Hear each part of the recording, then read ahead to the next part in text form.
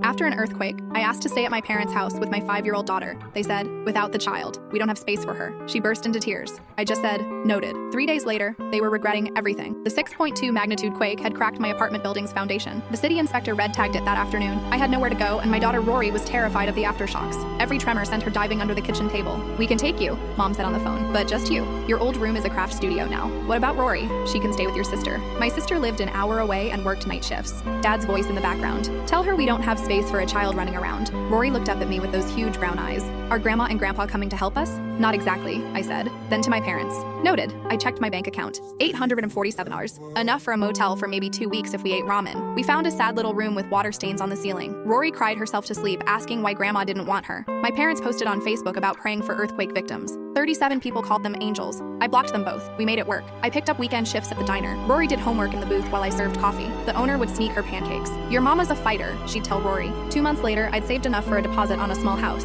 Nothing fancy, but Rory got her own room. I didn't tell my parents. Not when Rory won the spelling bee either, or when I got promoted to shift manager. Then hurricane season hit. The storm surge flooded my parents' neighborhood. 4 feet of water destroyed everything on the first floor. Dad called. We need somewhere to stay, he said. No greeting, no apology. Both of you? Of course, both of us.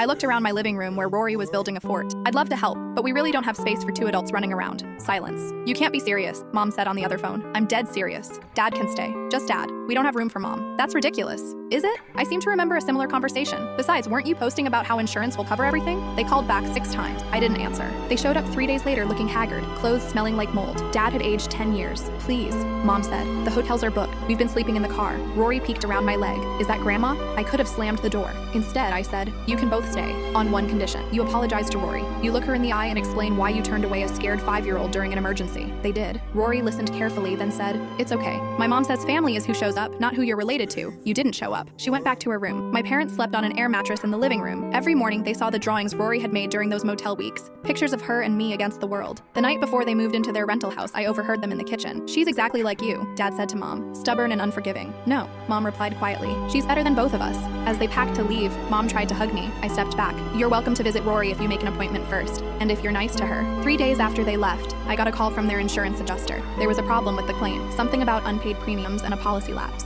The rental was temporary and they couldn't afford repairs without the payout. They'd be homeless in 2 weeks. Then my sister called. Mom and Dad asked if they could move in with me. I told them to ask you first since you're so good at this. What should I tell them? I smiled. I couldn't fit what happens next in this short video. Watch the rest down below.